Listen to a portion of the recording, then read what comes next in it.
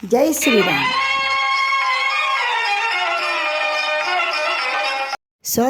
సోదరీమణులందరికీ కూడా ఝాన్సీ ఆధ్యాత్మిక ముచ్చట్లకి స్వాగతం, సుస్వాగతం.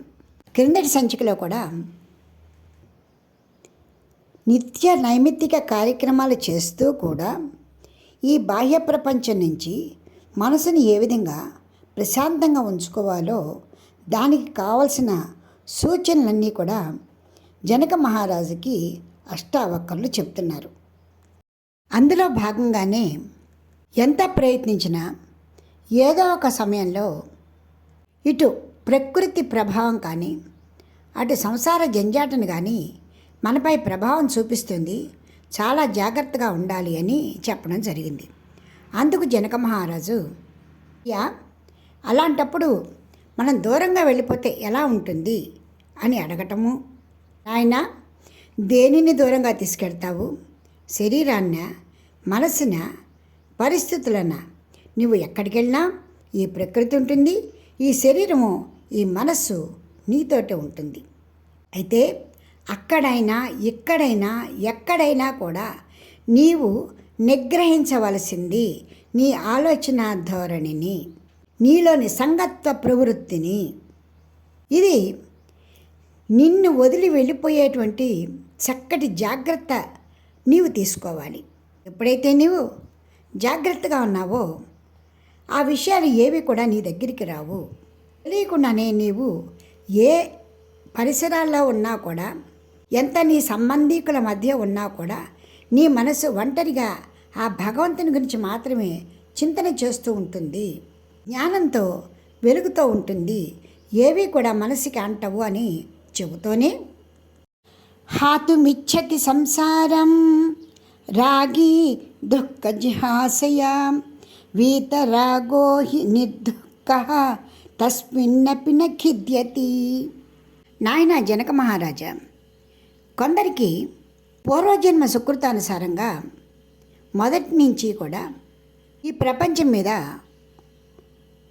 లేదా సంసార బంధాల మీద కూడా వ్యామోహం అనేది ఉండదు. కొందరికి పరిస్థితులను బట్టి వైరాగ్యం వస్తుంది.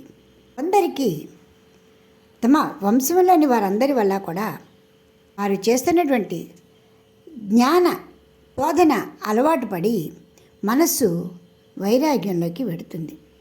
అయితే ఇందులో ప్రపంచం మీద వ్యామోహం ఉన్నవారు అందులోని బాధలను అనుభవించి ఇంకా ఈ ప్రపంచాన్ని చేయించవచ్చు, బాబోయ్ ఈ జీవితం వద్దు అని విరక్తి పొందుతారు. నిజానికి అది తాత్కాలికం. అలా కాకుండా వాటి నుండి వాటిలోని సత్యాన్ని, అంటే ఏ కారణం వల్ల నేను ఈ విధమైనటువంటి బాధలకు లోనయ్యాను, ఇందుకు కారణము నేనేనా, ఇవి ఏ విధంగా నివృత్తి అవుతాయి, అసలు నిజంగా వీటన్నిటికీ కూడా విముక్తి కలిగించేటువంటి దారి ఏదైనా ఉందా, ఇలా నీవు మొదటిలో అడిగినట్టుగా తత్వజ్ఞానాన్ని విచారణ చేస్తూ పెడుతూ ఉంటే వారు వారి వారి అనుభవాన్ని బట్టి అతి త్వరగా ఈ ప్రపంచం పైన వ్యామోహం వదిలి జీవిస్తూ ఉంటారు. వారిలో వారికి ఎలాంటి ప్రలోభాలు కూడా అంటవు. కారణము వాళ్ళు పూర్ణంగా వాటి గురించి తెలిసిన వారై ఉంటారు కాబట్టి ఎటువంటి ప్రలోభాలకి కూడా వారు లోను కారు. అప్పుడే వారు పూర్ణ జ్ఞాన సంపన్నులై ఉంటారు. అంతేకాని యస్యాభిమానో మోక్షేపి దేహేపి మమతా తథా న చ యోగి న వా జ్ఞాని కేవలం దుఃఖభాగసౌ. శరీరం నాది, నాకు మోక్షం కావాలి అని లోపల అనుకుంటూ బాహ్యంగా అన్ని కార్యక్రమాల్ని వదిలేసిన వాడిగా నటిస్తూ ఉన్నవాడికి ఎప్పటికీ కూడా మోక్షము సిద్ధించదు.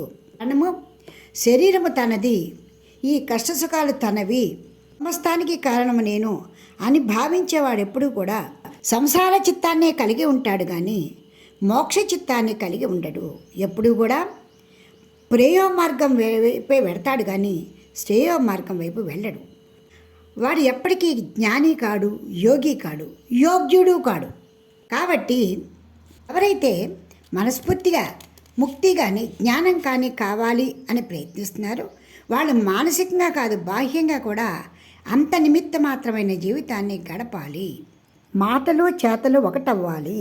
హరో యద్యుపదేష్టాతే హరి కమలజోపివా తథాపి నా తవ స్వాస్థ్యం సర్వ విస్మరణాధృతే.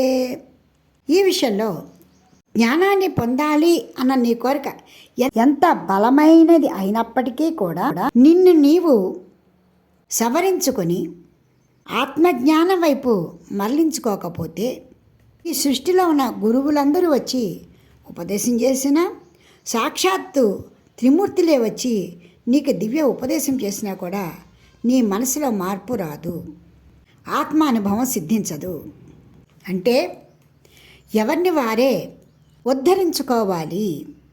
కాబట్టి జ్ఞానాజ్ఞానాలని పరిశీలించుకుంటూ నిగ్రహాలని సరిచేసుకుంటూ ఆత్మజ్ఞానం వైపు మనసుని పూర్తిగా మళ్ళించుకోవాలి. అందుకు అనుభవంతో జ్ఞానంతో మెలగాలి. ఎప్పుడూ కూడా కన్నవి, విన్నవి, అనుభవించినవి నీ మనసులో లేచేటువంటి అన్ని ఆలోచనా తరంగాలు కూడా పూర్తిగా సమసిపోవాలి. ఈలో ప్రగాఢమైనటువంటి ముక్తికాంక్ష పెరగాలి. పూర్తిగా జ్ఞానాన్ని అవపోసన పట్టాలి. తిరుగులేని జ్ఞానవంతుడు కావాలి. అప్పుడే సమస్తము కూడా నీలోని ఆలోచనలన్నీ సమసిపోయేలా చేసి సరైన ముక్తి మార్గంలోకి వెళ్ళగలిగేటువంటి పరిస్థితి నీకు కలుగుతుంది. యోగ వాసిష్టం కూడా చిరమారాధతోప్యేష పరమప్రీతి మానసి నా విచారవతో జ్ఞానం దౌత్యం శక్నోతి మాధవ. ఎంత గొప్ప జ్ఞానవంతుడైనా కూడా తనని తాను సంస్కరించుకోకపోతే ఏ ఒక్క గురువు వల్ల కూడా అతను ఉత్తమ గతికి పోలేడు అని యోగ వాసిష్టం కూడా చెబుతూ ఉంది. నాయన జనక మహారాజా, ఈ విధంగా నీవు ఎప్పటికప్పుడే నీవు పరిశీలించుకుంటూ నువ్వు కోరినటువంటి ముక్తి వైపు అడుగులు వేయి అంటూనే ముందుకు సాగుతున్నారు. వచ్చే సంచికలో ఆత్మ ఏకం అద్వయం అనే విషయాల గురించి తెలుసుకుందాం. ఇప్పటికి స్వస్తి. జై శ్రీరామ్. మీకు ఈ వీడియో నచ్చితే లైక్ చేయండి, షేర్ చేయండి, సబ్స్క్రైబ్ చేయండి.